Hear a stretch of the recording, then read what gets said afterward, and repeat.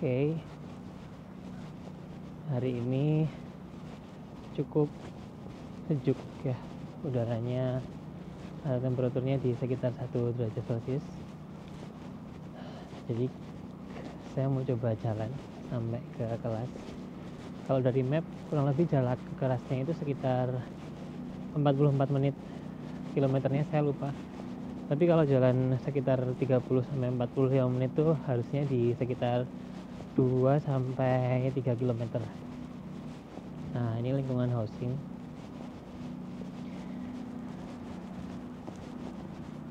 Lingkungan ini karena lagi winter, jadi pohon-pohonnya nggak ada daunnya. Tapi kalau pas fall bagus banget. Daunnya warnanya orange. Macam-macam sih. Ada yang orange, ada yang masih hijau, beda-beda dan cakep-cakep banget. Udah setengah tahun jalan di sini, nggak kerasa. Dan so far so good. Lingkungannya aman, tentram ya. Ini latarnya latar pedesaan, jadi di Amerika tapi rasa pedesaan. Kalau teman-teman yang asalnya dari kota-kota kabupaten di Jawa Tengah, ini rasanya mirip-mirip seperti itu. Nggak ada gedung-gedung tinggi, terus ya pendek-pendek gedungnya, sama nggak ada supermarket besar atau mall. Jadi toko-toko kecil, mirip Alfamart, Indomaret tapi dua lantai gitu ya mungkin. Gitu. Nah, selain jalan sebenarnya bisa naik bis. Cuma karena sekarang lagi pengen jalan, jadi kita jalan-jalan dulu. Kelihatan nggak ya bisnya? Nah, itu bisnya di belakang.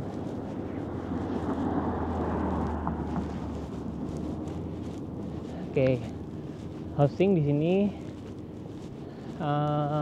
rata-rata isinya 1 sampai 2 kamar. Jadi bisa diisi bareng keluarga atau bareng roommate. Rate-nya juga relatif murah dibandingkan dengan rate di tempat-tempat kota-kota besar Amerika. Di sini rate-nya housingnya sekitar 700 sampai 1000. Jadi di area sini ya, dari 700 sampai 1000, 1200 cukup bervariasi. Nanti dibedakannya jadi dari full furnish atau enggak, terus habis direnovasi atau enggak, seperti itu. Kalau yang untuk full furnish cukup lengkap fasilitasnya. Jadi ada sofa, ada microwave, ada kompor, ada AC, ada heater, ada bed. Ya pokoknya kayak kalau kita masuk hotel lah. Masuk hotel semua lengkap, terus kita bisa masak. Itu kalau furnish di sini. Ada juga yang full furnish tapi nggak pakai microwave sih. Tapi rata-rata kelengkapannya mirip kalau kita masuk hotel, tinggal terima tidur tuh udah lengkap lah. Ini kita bisa lihat di latar. Oke, sekarang kita nyebrang.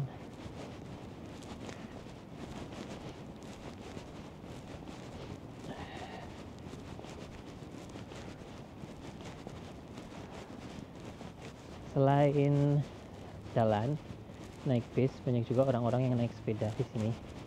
Tapi kalau motor jarang banget orang naik motor di sini. Dan ya karena memang mending punya mobil sih kalau di daerah-daerah dengan iklim yang 4 musim seperti ini. Karena pas winter itu bisa sangat dingin banget. Kemarin salah satu udara paling rendah temperatur yang pernah saya rasakan itu di minus 23. Dan itu katanya belum yang paling rendah sih. Pernah sampai minus 30-an atau 40-an gitu katanya di sini. Jadi ya masih bisa lebih dingin. Dan minus 23 itu rasanya di badan tuh sakit. Walaupun kita udah pakai jaket lengkap, tapi sakit sih. Badannya jadi pegel-pegel, mukanya kebas nggak kerasa, tangan juga mati rasa gitu. Dan meskipun kita udah pakai jaket tebel, kalau layeringnya kurang atau double-doubleannya kurang itu tetap rasa dinginnya nusuk gitu. Makanya saya ceritanya kalau sama teman-teman yang wah, atau sama family, wah enak ya ada salju gitu, nggak seenak itu guys. Mungkin orang-orang sebenarnya pengen salju, asalkan si saljunya itu nggak diiringi sama musim dingin gitu. Tapi kalau ada hawa dinginnya itu yang bikin nggak kuat. Biasanya seperti itu. Dingin banget. Morning. Tuh. Nah, apa lagi ya? Oh iya, sama hal yang nggak enak. Jadi kita udah tebel-tebel seperti ini. Nanti kalau kita udah masuk ruang kelas atau kita masuk ke area pertokoan atau membeli sesuatu, itu kan ada AC di dalamnya, ada penghangat lah. Jadi suasana di dalam tuh akan sangat hangat dibandingkan dengan udara di luar.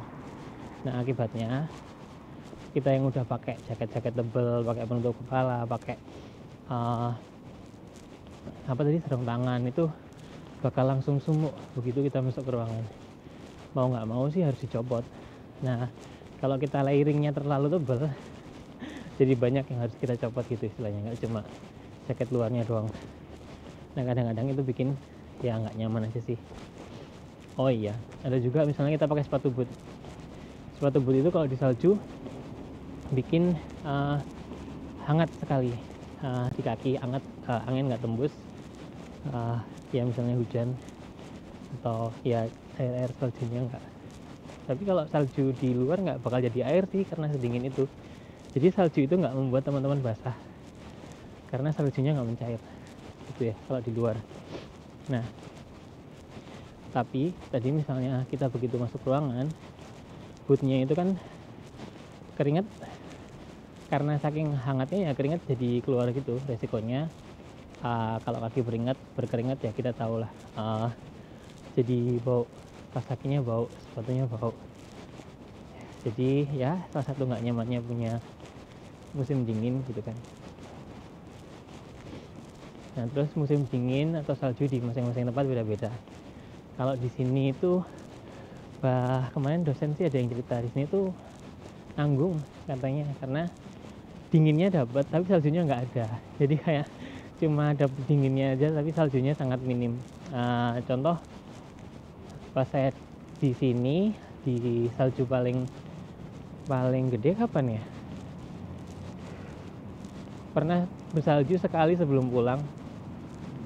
Sama salju yang tebel di Desember ya, Desember mungkin belasan Desember. Nah, terus salju yang tebel pas saya datang ke sini tuh di belasan Januari. Cukup tebel, tapi cuma 1 atau 2 hari kalau nggak salah. Habis itu udah nggak ada hujan salju lagi. Nah, dinginnya yang nyisa. Kayak gini pun nih, nggak ada salju tapi dinginnya ya tadi minus 1, 1, 0 sekitar itu.